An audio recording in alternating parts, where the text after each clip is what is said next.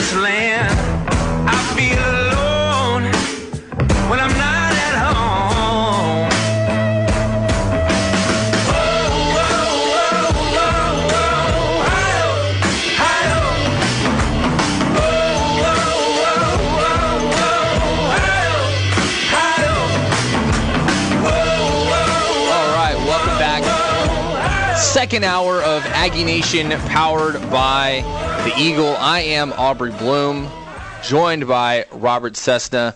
Our show is brought to you by MSC Opus, presenting West Side Story as part of the Sparks Will Fly season. For more information, visit mscopus.org. Get your calls ready, your texts ready. You can call us 693-1150. Text us 229-1939. I told you guys earlier we're doing a 11-part mini-series, Better Know a Draft Pick. Maybe more so than any time before. 3 Aggies right at the top of the draft. Unprecedented around here to have 3 guys this high all in the same year, especially all on the same side of the football. So we're going to talk to 11 teams about the top 10 picks, hopefully. Hopefully we can get someone. There's a lot of people in each of these cities, so I'm sure we can find somebody. The top 10 picks plus the Dallas Cowboys, obviously. So we will be talking about all those. But we're starting off with pick number 4, and that is the Cleveland Browns. To talk about Cleveland, bringing in Glenn Moore from Cleveland.com. Glenn, how you doing today? I'm doing great. How are you? We're doing pretty good over here. Weather's nice down here in College Station. Beautiful time of year.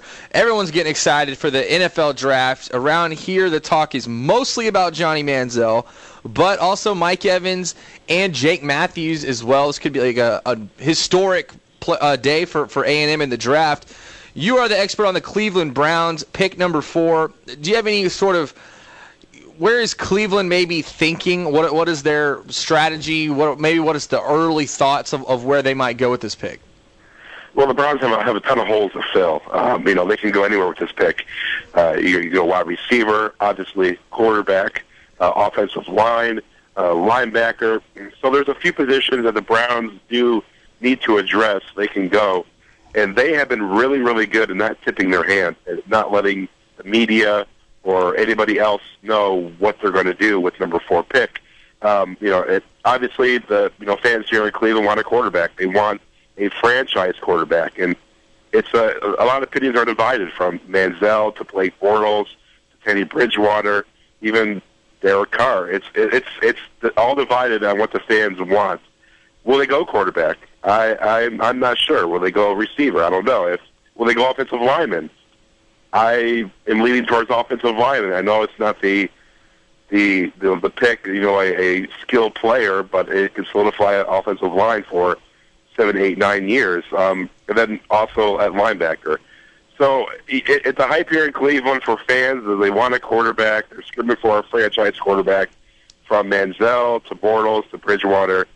It's going to be interesting on draft day to see what the Browns do, but it all hinders on what the 3 teams ahead of them do. Cleveland's recent draft history is not the best. I don't think that's going to be ruffled too many feathers to say that. A lot of people down here, if Johnny Manziel gets picked up by Cleveland, are going to go, because of the history they've had recently with the draft, the history they've had with quarterbacks. Yeah. Why maybe is it different this time around? If it is the Cleveland Browns for Johnny Manziel, why should A&M fans maybe be excited to see him play in Cleveland? Well, if Manziel does get drafted by the Browns, I will have the exact same reaction, because I am not on board with, maybe for a different reason, because I am not on board as Johnny Manziel being a franchise quarterback, especially here in Cleveland. And I say that because here in the AFC North, with the weather, with the kind of football these teams play, the Ravens, the Steelers, the Bengals, they play smash-mouth, in-your-face football. And you see a guy like Big Ben in Pittsburgh have so much success as a big-body quarterback that's mobile, can throw downfield. You put some receivers with them, and he can take a shot, take a hit, and get up and still play well. Manziel, the height scares me, and it just seems like to me he calls the play, the ball snapped, and then he figures out what he needs to do. And sometimes it's not, doesn't look too pretty, but he does get the job done. And I think that from the jump from college to the NFL, it's just not going to work. It's the play from college to NFL is so drastic that I don't think Manziel can be a productive quarterback in the NFL, especially here.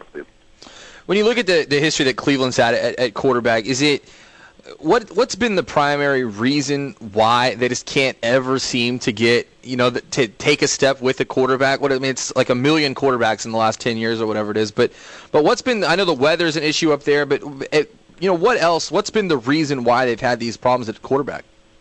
Well, last time the Browns had a decent quarterback was Derek Anderson at one season, 7 years ago. They also had Braylon Edwards. He had some targets with them. They had a good year, didn't make the playoffs. That was the last time they actually had a decent quarterback. Now, that was only 1 year because we all know what happened to DA after that. They can't seem to hold on to a quarterback. They can't seem to hold on to a head coach or a regime, and that's definitely the big part because head coach comes in here, new coaching staff, new front office, and they want their own guy at quarterback, as head coach. They want their own guy in there, so they are successful. They can say, well, he's our guy.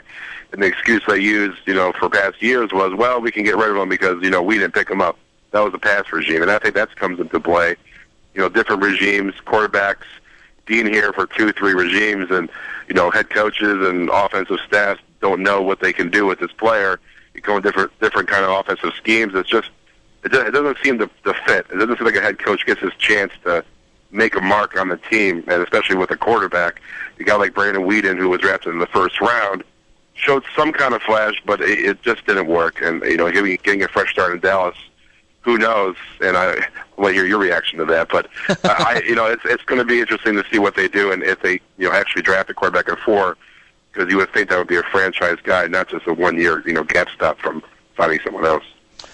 When you're looking at these guys of the A&M trio, it sounds like maybe you think that if Cleveland is going to get one of these guys, the most likely one is probably Jake Matthews at offensive line. 4 might be a little high for a wide receiver, I would think. Yeah. Yeah, I think the only person that would go at 4 would be, Sammy Watkins. There's plenty of receivers, including Evans, that can be taken later in the draft. There's a whole slew of receivers that the Browns could be looking at. I think that would be one reason why the Browns don't go receiver at 4.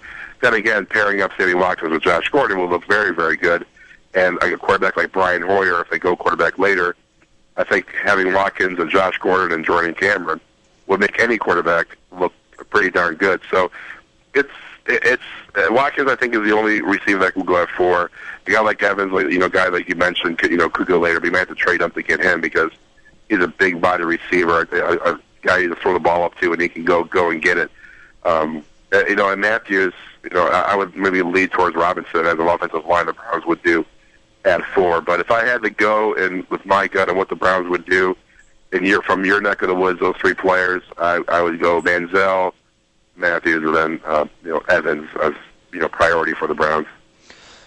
Cleveland is an interesting situation in this draft. Kind of a little bit like the draft a couple years ago, like the 2012 draft. They have 2 picks here in the first round. Is there any thought of them possibly trying to trade up for anybody? I mean, is Jadeveon Clowney possibly worth that? Or are they pretty sure they're going to try to use both of those picks? I see them using both of those picks. And their track record, the most recent time they had 2 first-round picks, we all know what happened. They drafted T. Rich and then Brandon Weeden, and both those guys within 2 years are gone, and even including the guys that drafted them are gone. This is a very, very important draft for this team. This obviously, if they draft wrong, what happened 2 years ago? You trade and you set your team back 2-3 years with a couple of bad picks, especially in the first round. I don't see them trading. I don't see them trading up or trading out of 4. I think they'll keep number 4 because I think they can get a guy, a playmaker at number 4, no matter what happens ahead of them.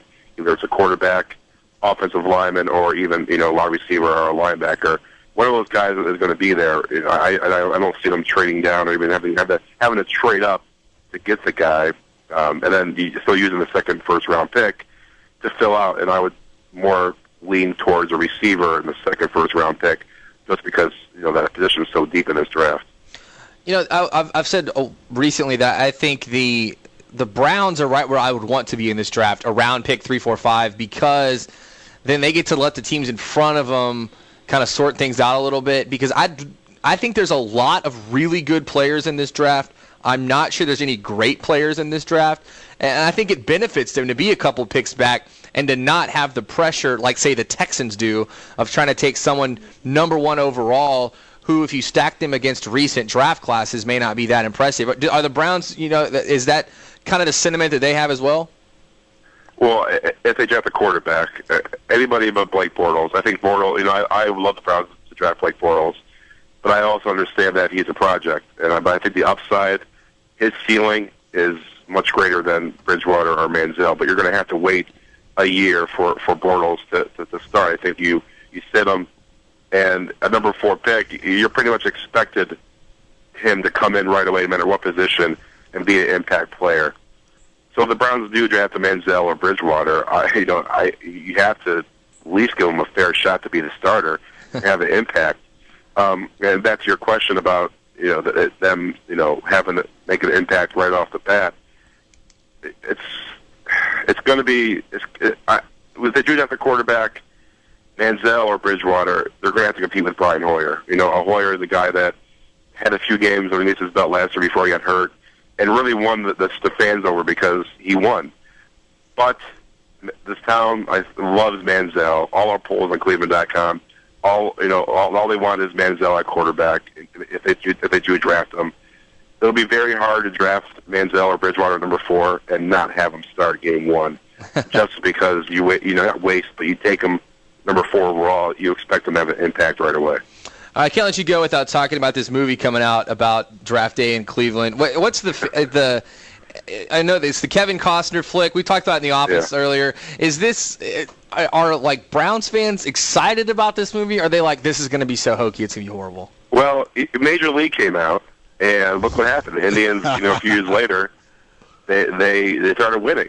So maybe this will reverse the curse and have draft day be the movie that helps the Browns start winning. I hear some fans, talk about that on Twitter and whatnot. Maybe this will reverse it, and maybe the Browns, because they have a movie made after them, they'll start winning. But it's going to take a lot more than just a movie to get this team back in order. I saw a report that the NFL nixed a scene from the movie already of some Cleveland fans in the movie hanging Kevin Costner's character in effigy. Has that ever happened in Cleveland? In real, would that have been an accurate depiction of Cleveland fans? That actually did happen, because when Art Modell moved the team, I think before the last game at the old stadium, they had Art Modell, and they actually did do that outside the stadium. So that is actually an accurate, thing that actually has happened here in Cleveland. I think there's a YouTube video of that as well. But in this day and age, that was 20 years ago. Everybody's a little more sensitive nowadays, so you can't. I don't think you can put that in the film, because I don't think they want Browns fans repeating that, hanging their general manager, in front of the stadium. So, but that has happened before here in Cleveland, just with Art Modell, when he moved the team to Baltimore. Well, there you go. Who knew, Cessna? All right, well, Glenn, thanks for coming on with us. Maybe we'll have you back on before the draft. Hope you all are getting geared up. I know y'all are as excited as we are about this 5-month lead up to the draft. Yeah, I'm excited. I'm disappointed that wait for the draft one more week, but hey, more draft talk, the better. All right, thanks for coming on with us. Have a good one. All right, thanks. You too. Interesting stuff from Glenn Moore out of Cleveland. Couldn't agree more. Being a Pittsburgh Steeler fan, growing up outside Pittsburgh, I've said that's a horrible fit for Manziel because of the wind. He didn't even mention the wind off the lake. That is just a brutal division. Colt McCoy went up there and willed it. I know Manziel's so much better, but you still got to deal with the weather. I think Cleveland be smarter to go defense or offense. Clowney's not going to be there, so Jake Matthews would be a great pick. Then in your second pick, take whatever quarterback's left.